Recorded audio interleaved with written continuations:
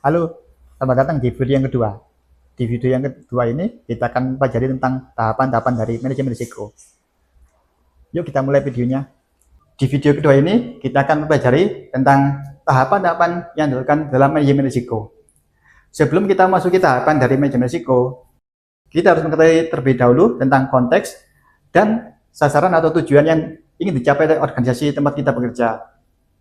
Nah, setelah kita mengetahui konteks atau sasaran tujuan di organisasi tempat kita bekerja, maka kita melangkah pada tahapan pertama.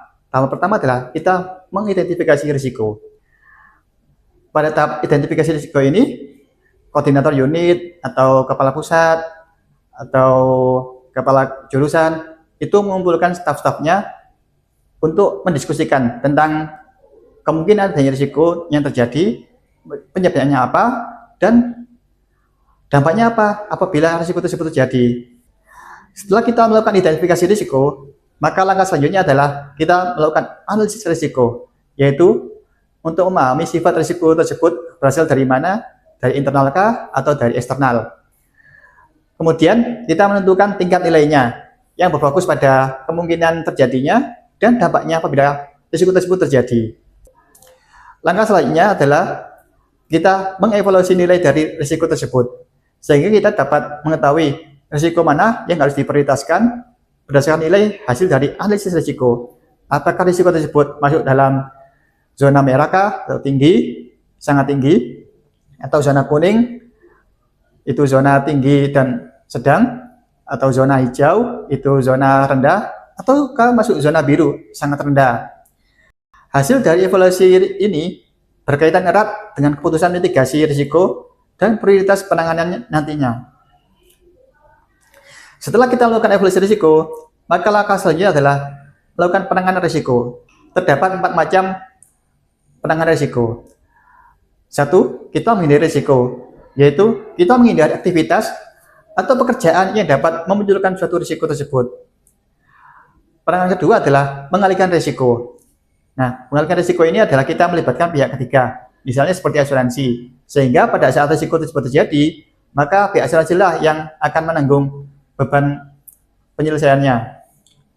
Penanganan ketiga adalah kita melakukan mitigasi risiko, yaitu kita menyusun rencana-rencana penanganan atau kita menyusun langkah-langkah pencegahan agar risiko tersebut tidak terjadi. Dan terakhir adalah kita menerima risiko.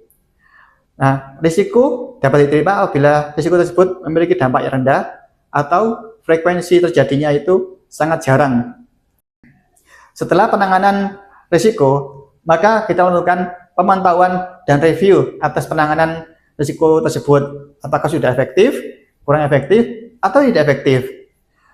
Pemantauan dan review dilakukan secara berkala, misalnya 16 kali atau 1 tahun sekali.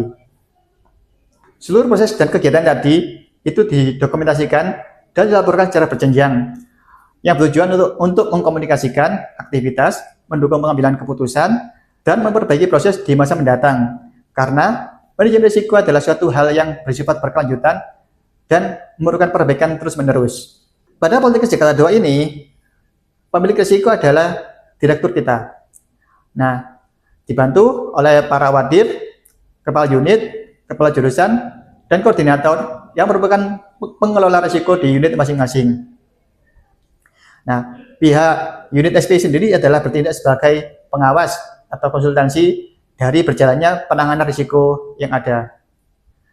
Manajemen risiko memerlukan peran aktif dari kita semua, karena tanpa adanya peran aktif dari kita sebagai pelaksana dari unit kita masing-masing, maka manajemen risiko sebaik apapun tidak akan berguna karena tidak dilaksanakan dengan baik. Sekian video pengenalan tentang manajemen risiko. Sampai jumpa di video lainnya. Terima kasih.